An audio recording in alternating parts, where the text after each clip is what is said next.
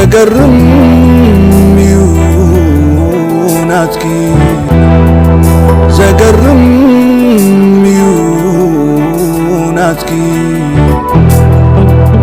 زقرم يوناتكي زقرم يوناتكي زقرم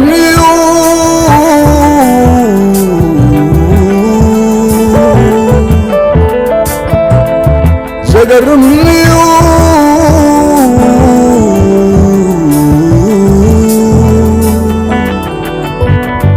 زقرم زقرم زقرم زقرم زقرم زقرم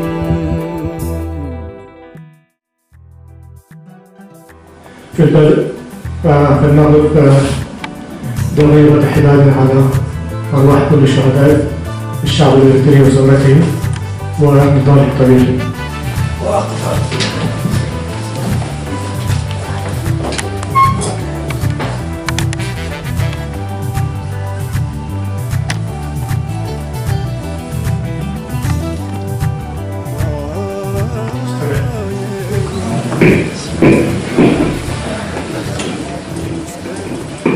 بسم الله الرحمن الرحيم.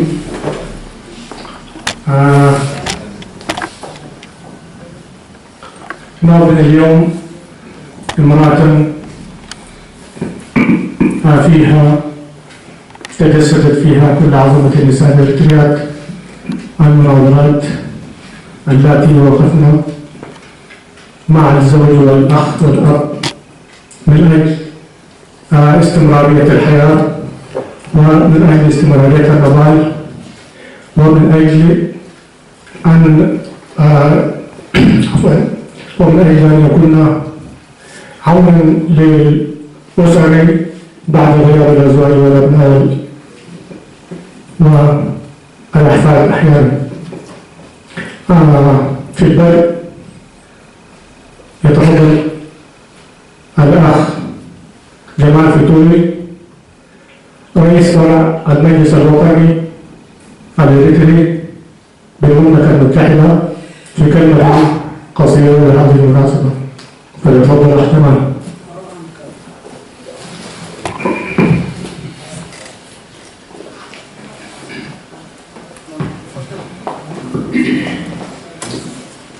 السلام عليكم ورحمة الله وبركاته. كلكم الحمد لله. مجمريا እንኳን ደህና መጻኩም ካብራውን ካብቀረባን ኩልኩም ዓበይትና እሽትና ዝተረለኩም ዘለኹም ነዚ ማዓልቲ እዚ ሰባሕትና ከመይልኩም ኣብ ዝምርካብኩም ብሽመይ ብሽም ኣባላት ኤርትራ ሃገራዊ ዲሞክራሲያዊ ለውጢ ፈራዓት እንግሊዝ ከመስግነኩም ደስ ይብለኒ እምበር ሎሚ أخيرا هذا الذي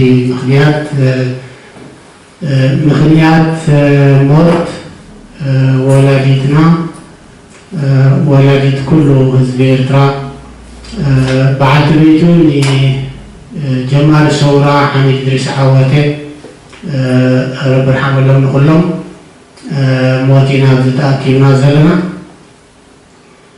نحن كم إرترا هذا الديمقراطية واللوطي نزي مستمعنا بطعم حاجة سمعنا أتمنى على حزيننا زي العالم موت نباريو كل أبناء العلم قدموا كاني موت مقانا كل سب تشكي كنا أتزوجنا نقول ساتي جمال صورة حميد إدريس عواته كسر حجي بهوتا أبي أكرام مبارك كيف لنا نحن مالتي وأنا بالذات كم جمال مالتي مستمعكم سنبيله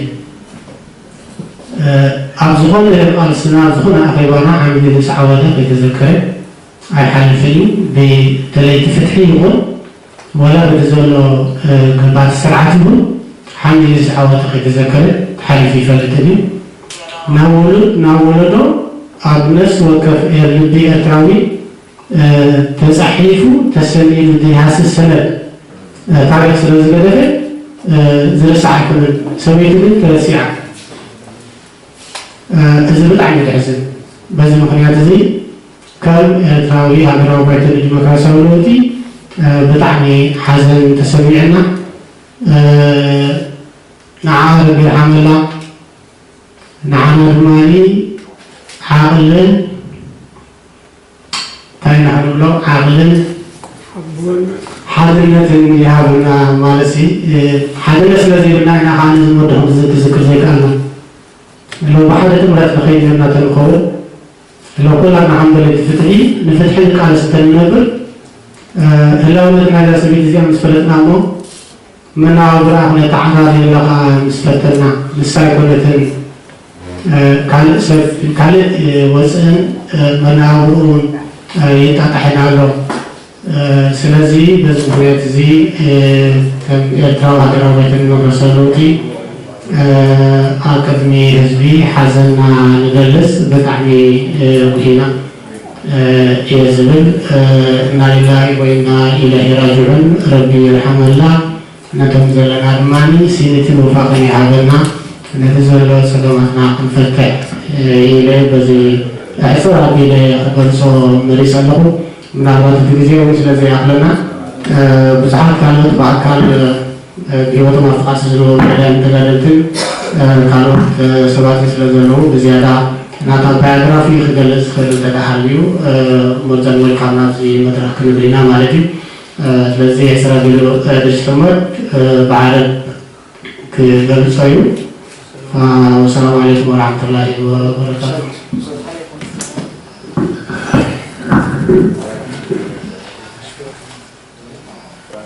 الإخوة المناضلون الإخوات الفضليات المناضلات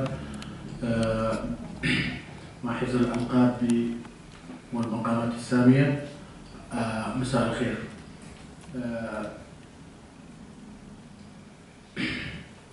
حقيقة اليوم نحن في هذه الأمسية التأبينية للفاضلة الأم عائشة أم كرار نحن في موقف يعني هذا التأبين قد يكون مميز مختلف عن التأبين كل الرفاق وكل الآباء وكل المناضلين هم سواسية واحد اثنين ثلاثة وكلهم قدموا من أجل هذا الوطن العزيز قدموا المال والنفس والنفيس ولكن في تصوري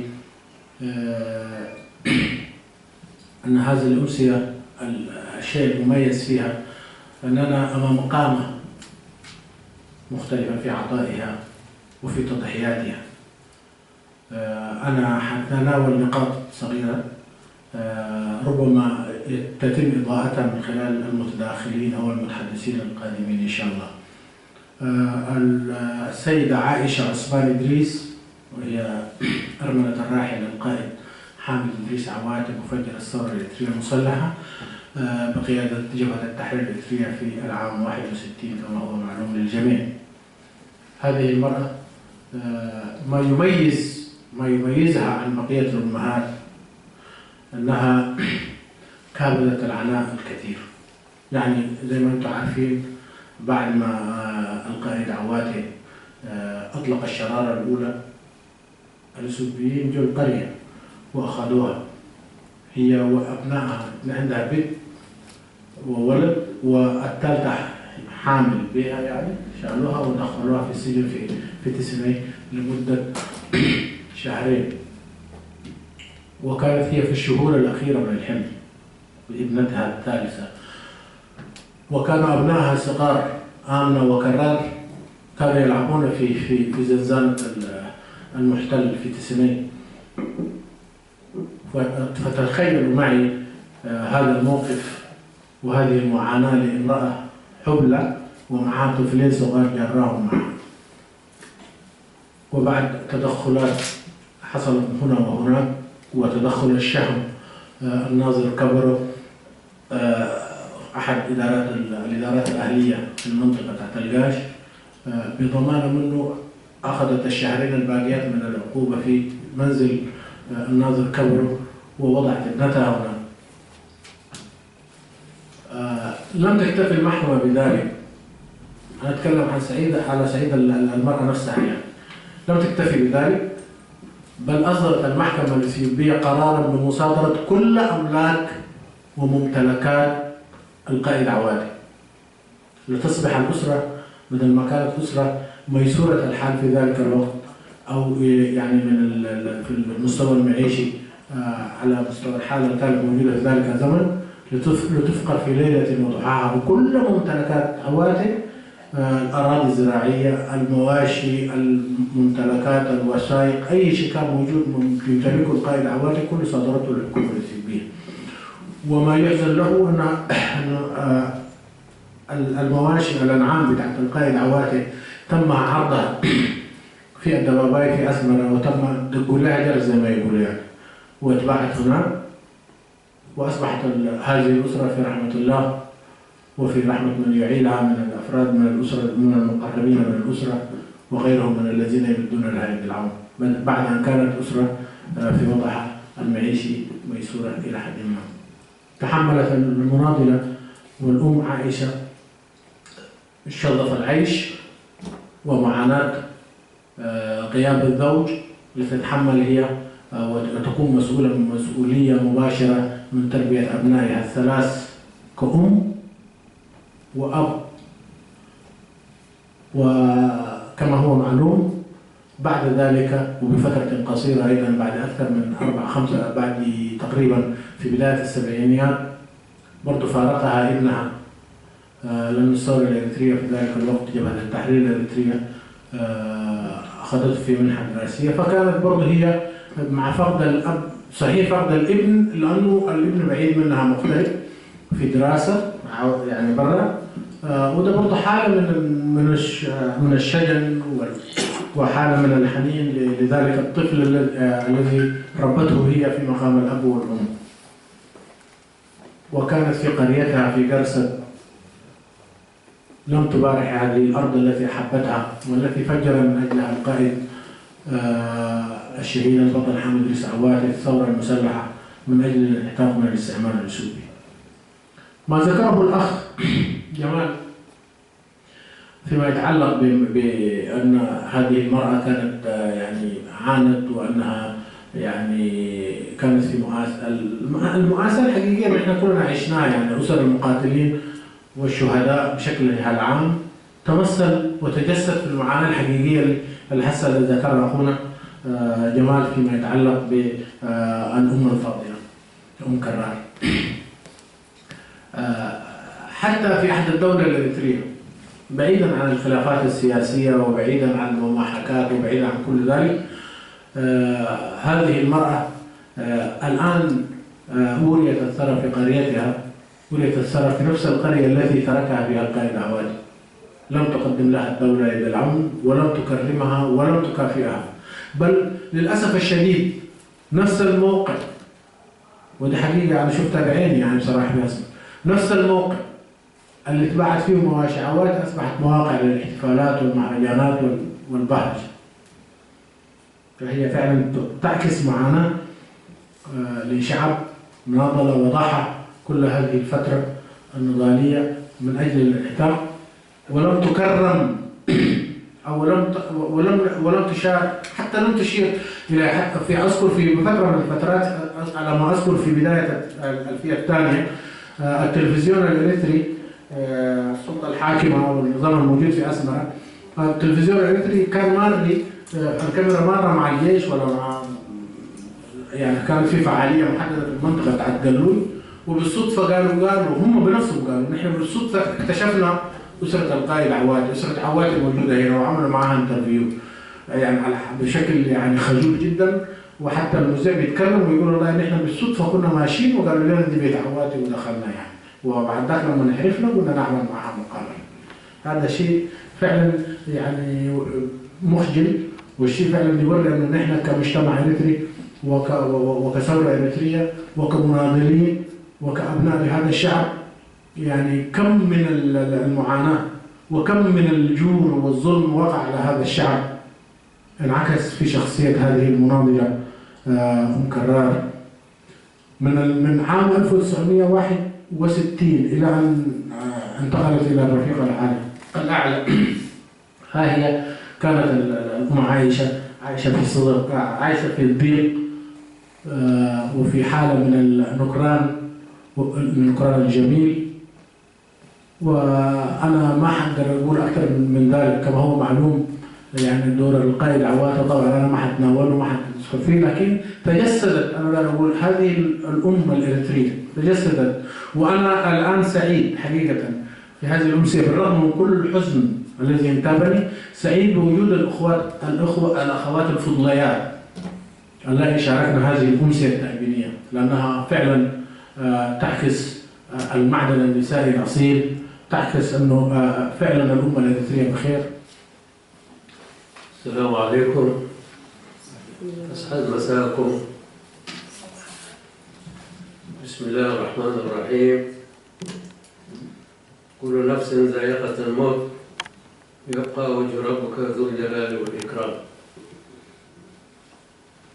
دعواتي والراعين منا مليون تحية، حملوا الروح على الكف ودعوا للقضية.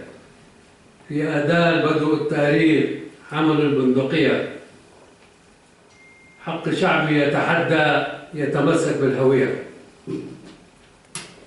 الأخوة والأخوات، مع حفظ الألقاب لمقامكم السامية، فالبدء أتقدم بالشكر والتقدير للجنة المنظمة ولكم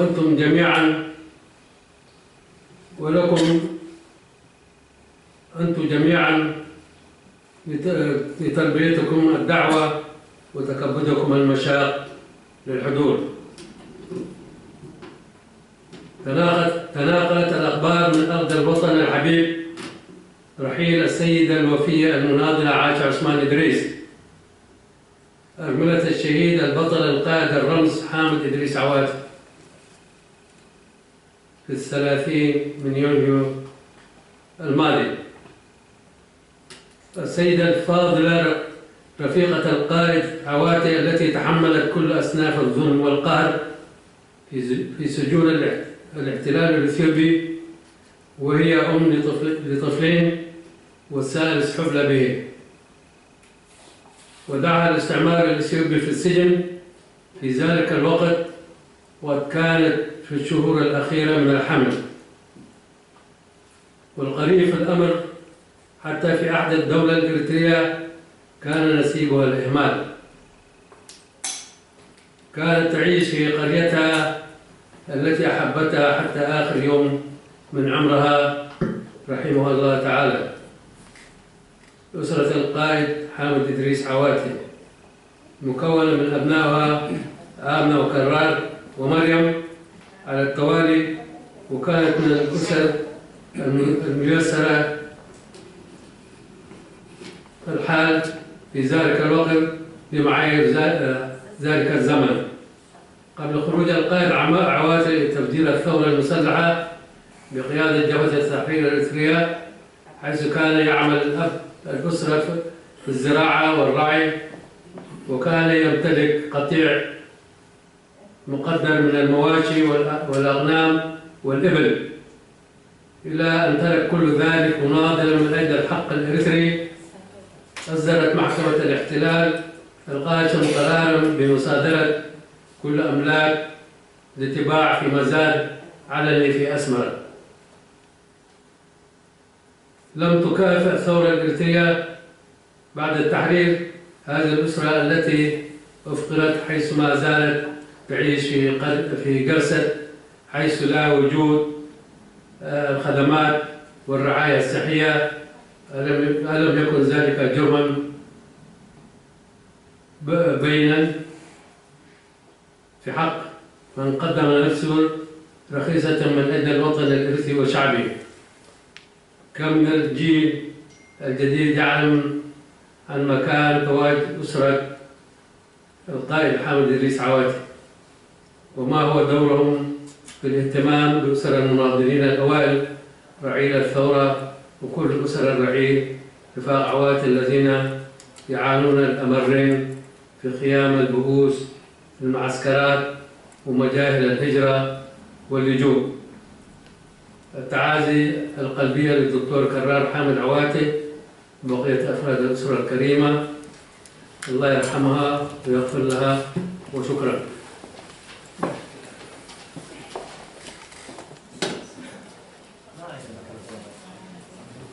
السلام عليكم ورحمة الله وبركاته. وعليكم السلام.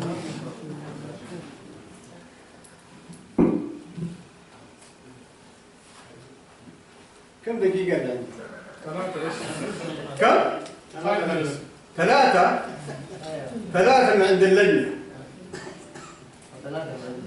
و10 من أبو نادي، تكون كم؟ 13 دقيقة. أنا لكن حختصرها إن شاء الله.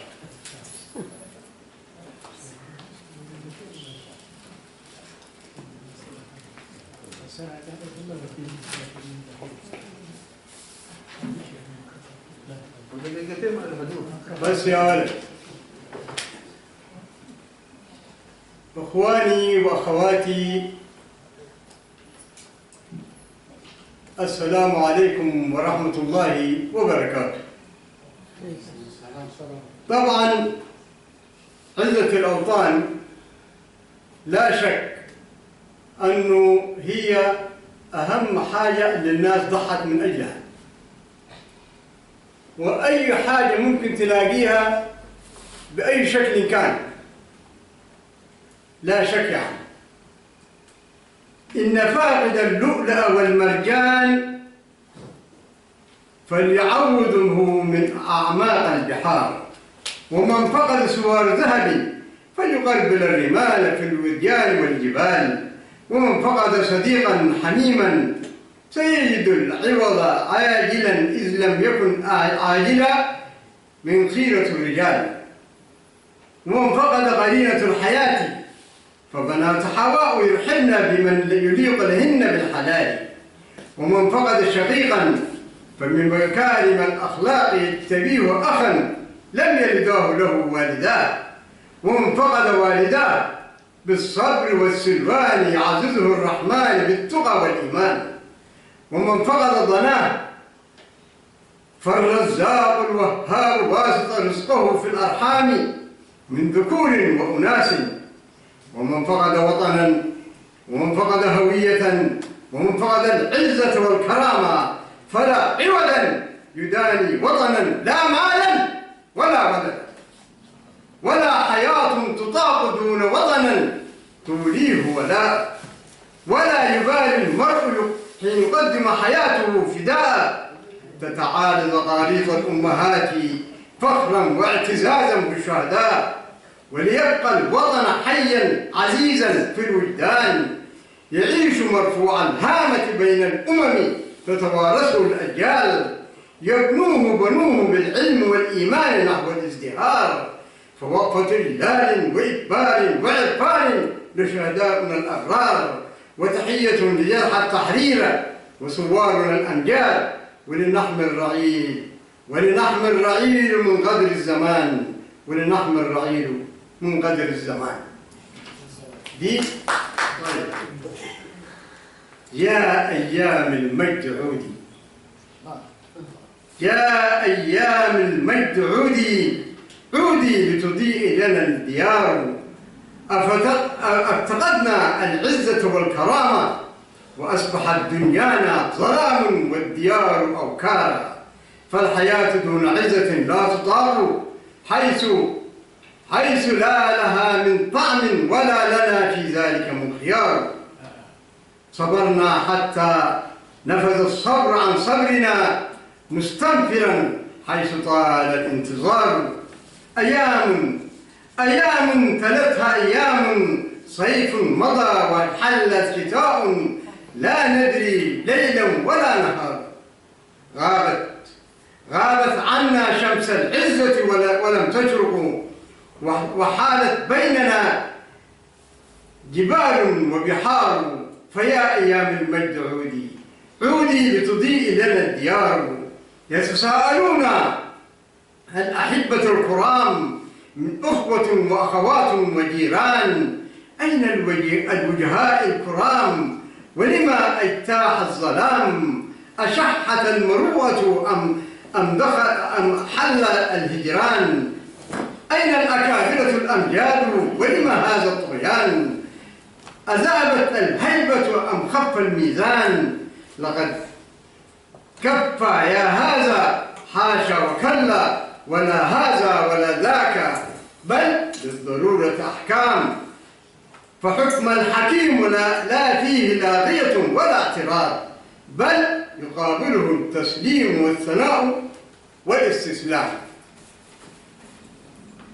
أعيذك أن لا تصدر أحكام جزافا، فلا بد لكل أمر دوافع وأسباب، ولكل فارس أياما.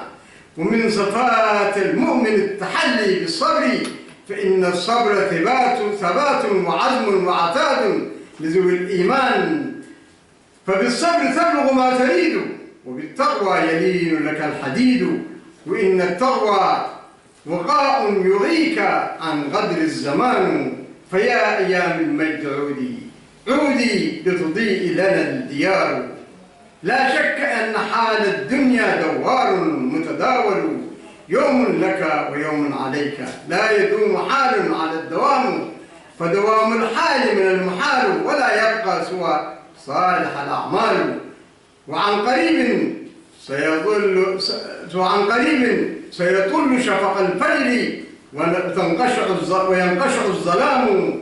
وسيعود مجدنا حيث لا داع حق وراءه من مطالب.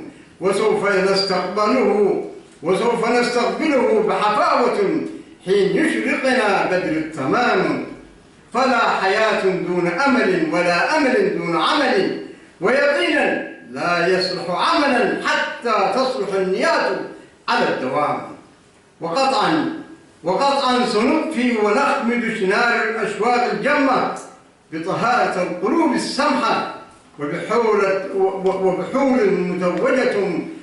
متوهجة بالمودة والابتسامة، ونفوس خالية من حقد وكراهية، روح تسودها المحبة عاملة بالقيم الخلقية وتبادل الاحترام، حتى نصبح خير خلف وخير سلف، ونكون أهلا لحماية راية عزة ومجد لأمجادنا الكرام، ولنحمد المحمود ذو الجلال والإكرام، ونبتهل إليه ليؤلف بين قلوبنا على الدوام. ونبتهل إليه ليؤلف بين قلوبنا على الدوام. والسلام عليكم ورحمة الله وبركاته. وهذا الشغل قد انتهى والحمد لله. لا أنا رافع عليك، كنت رافعت اللي تمسلك، أنا اللي شايل. طيب ما شاء الله. مشكلة برضه أرقص؟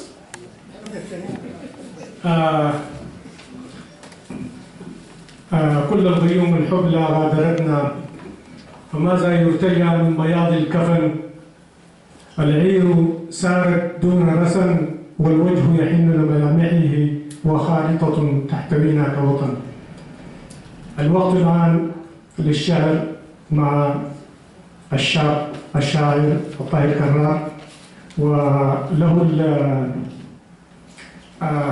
له الاختيار إن كان باللغة العربية أم بالتجريد، فليتفضل مشكورا.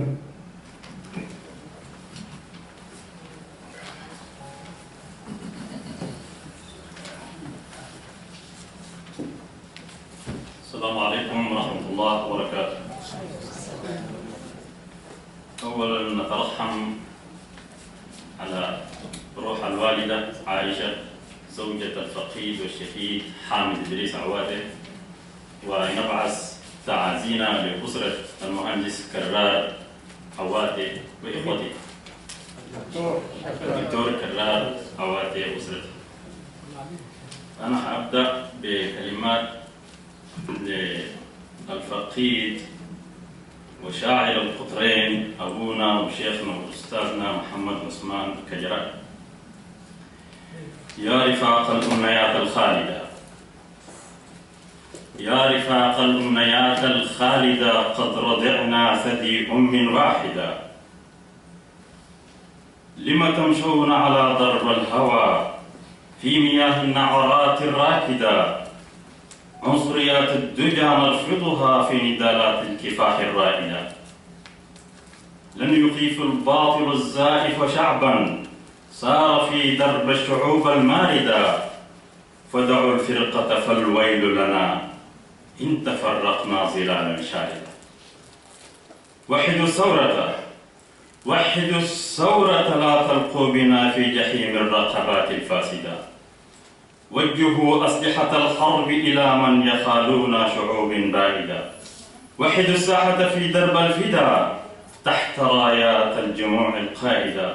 وأقيموا للدجى مقبرة فوقها بقايا هامة.